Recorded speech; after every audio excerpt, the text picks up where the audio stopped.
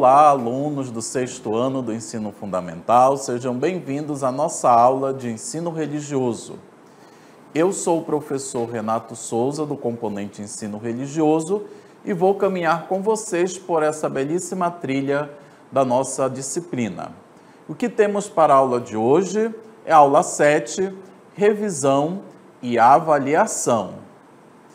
Agora você pega seu lápis, sua caneta, seu caderno. Atenção, porque a nossa revisão vai começar. Boa aula!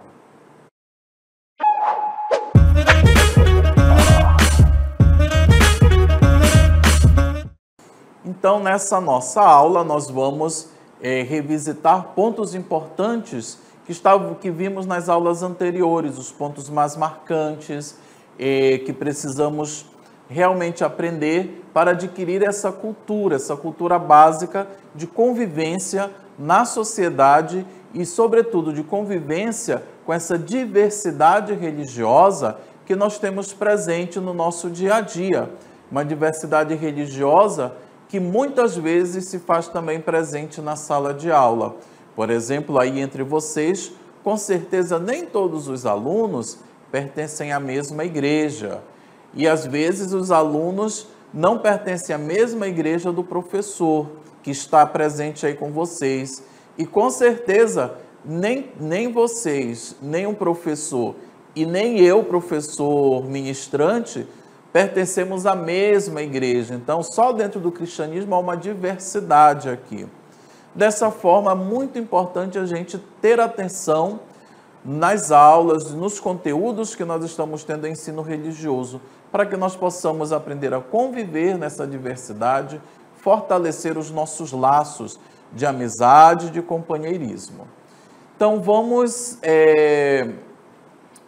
iniciar esse conteúdo vendo aí os textos religiosos ou textos sagrados.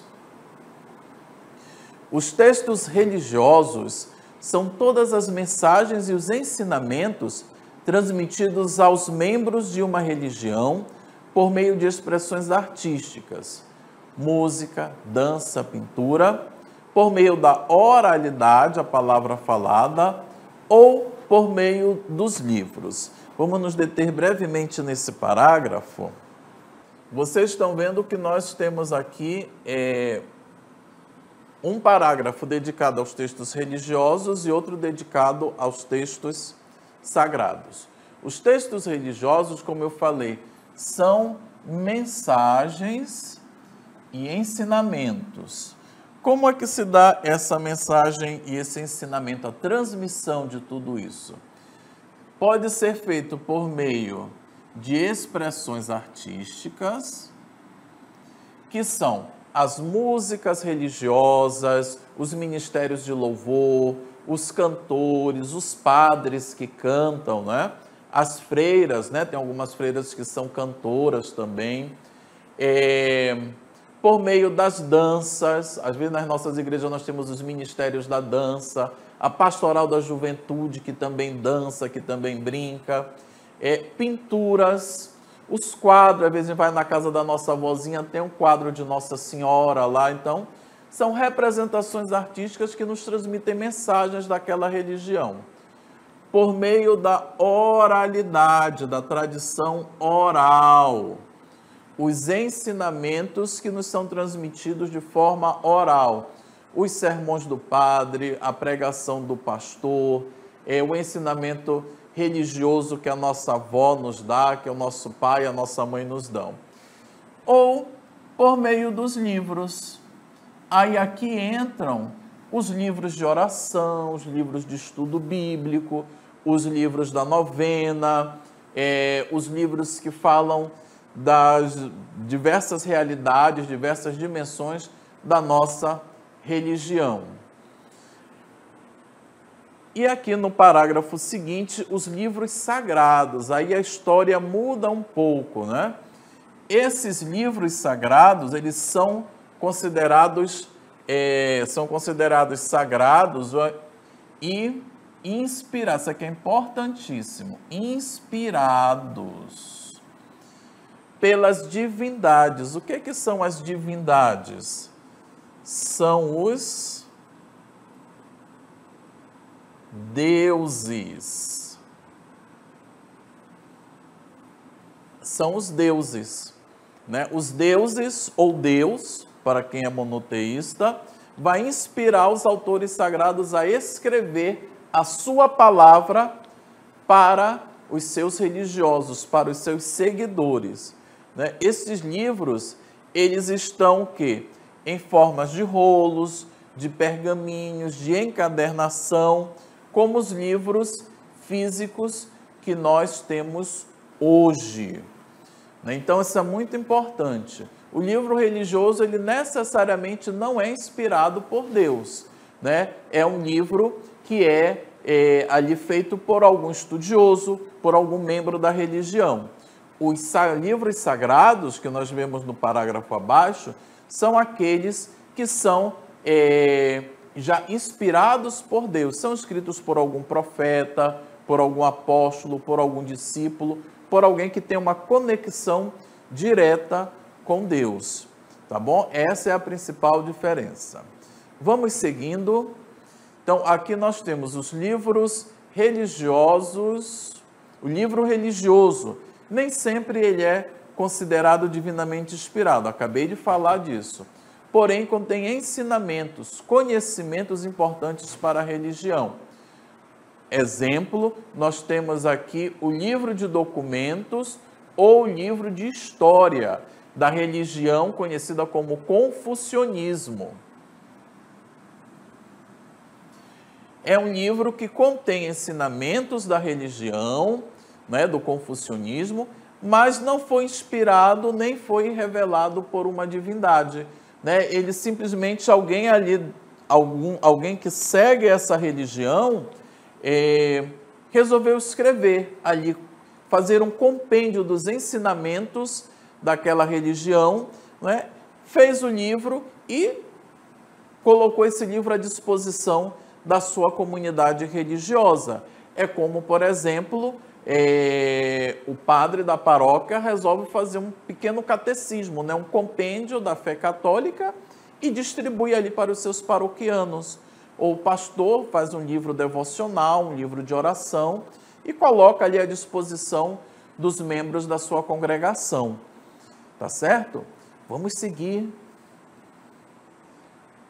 Continuando. Já os livros sagrados, vamos ver aqui os exemplos concretos de livros sagrados. São livros, como foi falado, em formas de rolos, de pergaminhos, de encadernação, né? Só que, segundo a crença, segundo a fé, segundo a doutrina das religiões, né, esses livros, eles foram inspirados ou foram revelados por alguma divindade, por algum ser espiritual.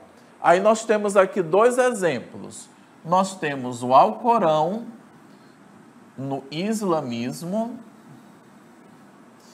e nós temos a Bíblia Sagrada no cristianismo. O Alcorão é interessante, segundo a tradição muçulmana ou a tradição islâmica, o Alcorão, ele é ditado, ele é revelado, ele é dito, né, para o profeta Maomé por meio de um anjo, do anjo Gabriel, né? Essa é a tradição islâmica, né? Então, o anjo Gabriel fala, né, revela para o profeta Maomé o Alcorão. No Alcorão estão ali todos os ensinamentos da religião do islamismo e depois Maomé repassa para os seus escribas, que vão compor o livro sagrado. No caso da Bíblia, os escritores bíblicos, eles recebem a inspiração de Deus e começam a redigir, né, os livros do Antigo Testamento, as cartas ou epístolas do Novo Testamento, os evangelhos, todos os livros que nós temos presente nas Bíblias atualmente. Então, ou o livro ele é diretamente inspirado, ou ele é revelado de alguma forma aos religiosos, aos profetas, aos iniciadores, profetas, aos grandes expoentes daquela religião. Vamos seguir. Outras expressões e formas dos textos religiosos, né? Além dos livros sagrados, os textos religiosos podem se manifestar da seguinte forma: por meio das expressões artísticas, foi falado inicialmente, danças, músicas, diferentes formas de pinturas, as pinturas corporais, aí tem uma gama de expressões, né, que podem ser, representar ou transmitir uma mensagem religiosa, né? Não necessariamente no formato de um livro editado, né? Mas por meio de uma música, por meio de uma apresentação teatral, né, que tem acontecido muito na Sexta-feira Santa, em que os jovens, os membros da comunidade, eles produzem e se vestem com roupas do tempo de Jesus e revivem, né, por meio daquela teatralidade, por meio de uma encenação, aqueles últimos passos de Jesus antes da sua morte. Isso tem sido muito comum, né? Não sei, talvez aí na cidade de vocês, na comunidade de vocês, haja grupos que façam essa atividade na Sexta-feira Santa. Aqui em Manaus, nós vimos isso em muitos bairros de Manaus, os grupos majoritariamente católicos, mas também hoje muitos grupos evangélicos, muitas comunidades evangélicas também realizam essas atividades. É uma expressão artística, é uma encenação, é um teatro religioso que está ali transmitindo algo religioso, um ensinamento, algo que aconteceu na vida de Jesus. Então, e eles aproveitam esse dia sagrado, esse dia religioso, que é a Sexta-feira Santa, né? É uma forma de falar, de transmitir ali a mensagem que nós encontramos nos evangelhos em relação à paixão de Jesus. É muito importante. Vamos seguindo, por favor. Depois, como foi dito, a oralidade, a transmissão oral de valores, de ensinamentos religiosos, sempre passados dos mais velhos para os mais jovens. Atualmente, né, nós mais velhos temos alguma dificuldade com os celulares e os computadores. E vocês mais jovens é que nos ensinam. Só que no âmbito religioso é o contrário, né? São os mais velhos que ensinam os mais jovens. Por isso nós vimos em nossas aulas, nessa dimensão da oralidade, a importância dos anciãos, né? Dos idosos, das pessoas mais velhas e das figuras dos ancestrais, né? A ancestralidade. Por quê? Porque quanto mais velha a pessoa, mais tempo ela teve para viver, para conhecer, para se aprofundar na prática religiosa. Mais tempo ela teve para aprender a sua religião. Então, se ela teve mais tempo para aprender, ela sabe mais coisa, ela acaba se tornando apta para ensinar as dimensões, os valores da religião àqueles mais jovens. Isso é importante também. Como é que a gente tem tratado os nossos idosos, né? Como é que vocês têm tratado os idosos na família de vocês? O vovô, a vovó, quem tem aí o bisavô, a bisavó, né? Um tio mais velho, né? Como é que nós temos tratado o idoso na nossa família? Como é que nós temos tratado o idoso na nossa comunidade religiosa? Né? Eles são guardiões de grande sabedoria, porque já viveram bastante, tiveram bastante experiência de vida e, na grande maioria das vezes, passaram pelos mesmos problemas que nós estamos passando agora. Quando eles dizem aquela famosa frase: olha menino, olha menina, eu já tive a sua idade, viu? Eu sei o que é isso. Eu sei o que você está passando. Que os problemas que nós estamos passando agora, eles já passaram e com certeza superaram esse problema. Então, eles têm algo para nos ensinar. Assim é também no âmbito religioso, né? Eles já passaram por aquele problema, eles já passaram por aquela situação, eles conhecem aquela cerimônia, eles conhecem aquela celebração, eles conhecem aquela doutrina, já aprenderam, já estudaram, então agora eles têm autoridade para nos ensinar, né? E nos ensinar de forma, na maioria das vezes, de forma oral, né? A oralidade, né? Muito presente nas religiões de matriz africana e nas religiões de matriz indígena, ou as religiões indígenas. Essas duas religiões, elas têm uma grande admiração e um grande carinho pelos seus idosos, né? Também, como um parêntese, o shintoísmo, que é a religião típica que nasce com a civilização japonesa, no Japão é cultural essa reverência aos idosos. O idoso japonês, ele é muito bem tratado pela sociedade, né? Então, por quê? Porque o idoso, ele traz o conhecimento shintoísta com ele. O shintoísmo não tem livros sagrados. Ele tem alguns livros religiosos, mas ele não tem um livro inspirado pelos deuses shintoístas. Então, todo o principal conhecimento do shintoísmo é passado de forma oral, dos mais velhos para os mais jovens. E o último ponto nessa parte da nossa revisão é por meio de objetos religiosos e de culto. Vitrais, construções.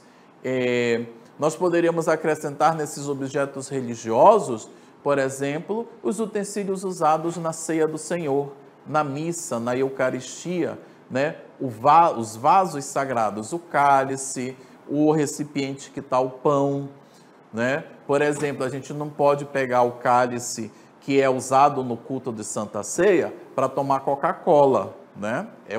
É o vaso que o pastor, o sacerdote, consagra ao vinho, né? Que traz a memória do sangue de Cristo derramado na cruz. A mesma coisa na missa. O cálice que o padre, que o bispo utiliza, é um cálice onde o vinho vai se transformar no sangue de Cristo, o que é chamado na teologia católica transubstanciação. A substância deixa de ser vinho e passa a ser o sangue de Cristo derramado na cruz, né? Então, são objetos que nós precisamos ter o quê? Um respeito, né? Uma reverência. A própria Bíblia, né? A gente não pode sair riscando a nossa Bíblia, colando adesivo, colando qualquer coisa. A gente precisa ter um respeito, porque a Bíblia, para quem é cristão, é a palavra de Deus. O muçulmano não pode tratar o Alcorão de qualquer jeito. O Alcorão é um livro sagrado, né? É o próprio Deus Alá, né? Como eles chamam, o Deus único de Abraão, que fala ali à comunidade muçulmana. Então, são objetos que nós precisamos ter reverência, cuidado. Objetos, ambientes, né? Como, por exemplo, o templo sagrado, né? Um local, um rio que seja sagrado, precisa ser reverenciado, ok? Vamos agora para uma outra parte da nossa revisão. Vamos revisar agora as religiões abraâmicas. Vamos lá? Então, as religiões abraâmicas. Por que será que elas têm esses nomes? Porque essas religiões têm um pai em comum. Quem é esse pai? É o patriarca Abraão. O patriarca Abraão, ele é considerado, né, o primeiro monoteísta da história, a primeira pessoa que nós temos notícias, sobretudo no mundo ocidental, a adorar um único Deus, em um mundo que era extremamente politeísta, que havia um mosaico de religiões, de deuses, de divindades. Abraão é o primeiro a escolher, seguir, cultuar um único Deus, né? Dessa fé de Abraão, surgem na história, a partir de Abraão até os dias de hoje, 3 religiões monoteístas, né? Religiões que têm um único Deus. São essas religiões: o judaísmo, o cristianismo e o islamismo. O judaísmo é a religião abraâmica mais antiga. Ela nasce de Isaac e de sua descendência, os descendentes de Isaac, que deram origem às 12 tribos de Israel, que formaram o povo de Israel, o povo judeu. Então, o judaísmo ele também tem sua própria escritura sagrada, seu próprio livro sagrado, que é Tanakh.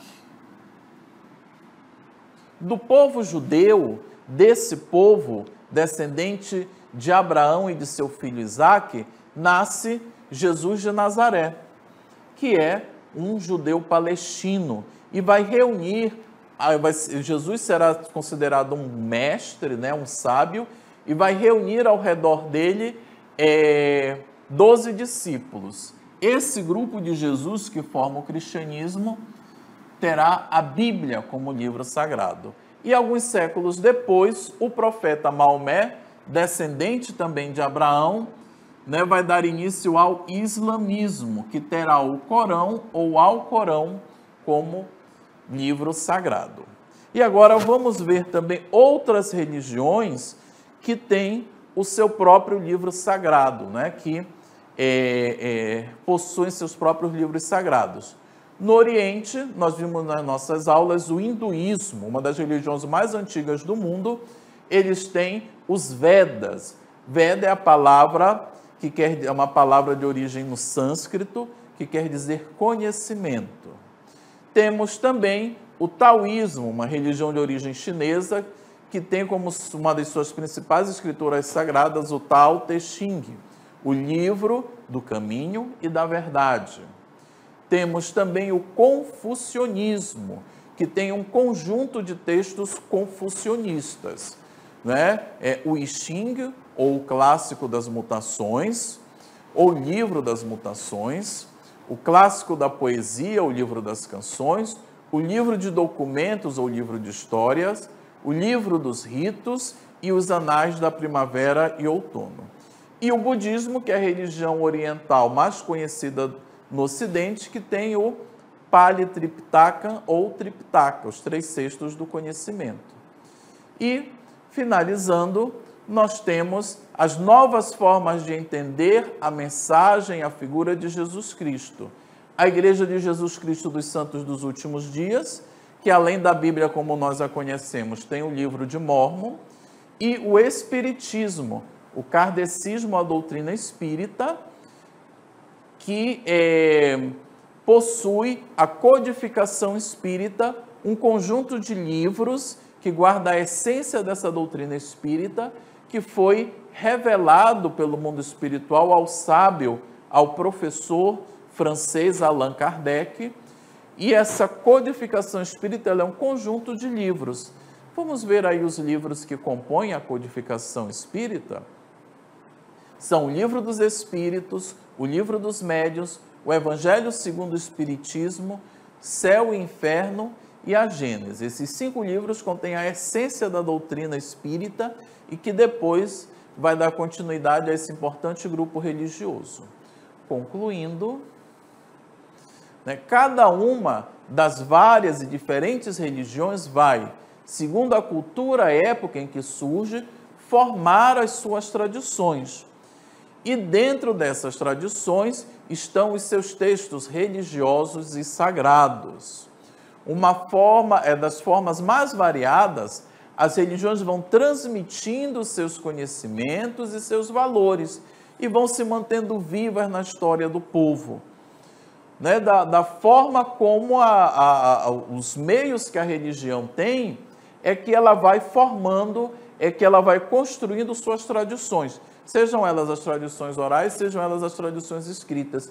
E vai aos poucos transmitindo, ao longo dos séculos, ao longo dos anos da sua existência, vai transmitindo aos seus novos adeptos. Então, queridos alunos, nós vamos encerrando por aqui. Queremos agradecer aí a presença, a participação de vocês nessa revisão e desejando a vocês uma boa prova e vamos estudar. Muito obrigado.